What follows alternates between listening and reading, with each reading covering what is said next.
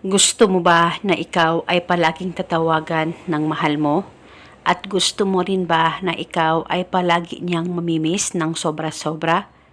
Kaya ngayon, kung gusto mo na maging ganito ang mahal mo sa'yo, ay gawin itong ritual na ibabahagi ko sa inyo ngayon.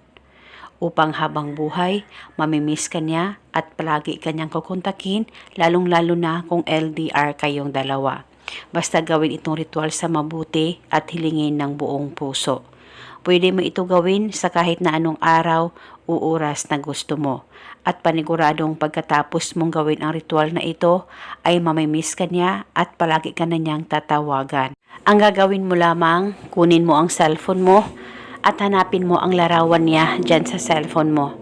Baka isipin mo siya ng mabuti, titigan mo lamang ng maigi ang larawan niya dyan sa cellphone mo. Mag-focus at mag-concentrate ka at banggitin mo lamang ang mga salitang ito. Pangalan at apelido, ako ay tatawagan mo ngayon mismo at araw-araw mamimiss mo ako. Ibulong mo lamang ito ng paulit-ulit kahit ilang beses ay pwedeng-pwede po. At pwede ka rin magdagdag o mag-iba ng hiling kung gusto mo, wala pong problema. At kinabukasan, ulitin mo ang paggawa nitong ritual, basta gawin ito isang beses sa isang araw sa kahit na anong oras na gusto mo. At paniguradong palagi kang mamimiss ng mahal mo at palagi ka na niyang kukontakin, malayo o malapit man kayong dalawa sa isa't isa.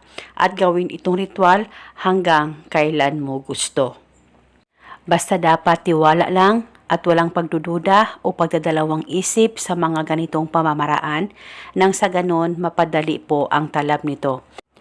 Basta magtiwala ka lang talaga. At eto muna sa ngayon, sakaling kayo ay may katanungan, mag-comment lang po kayo sa baba. Maraming salamat po sa panunood. May God bless us all.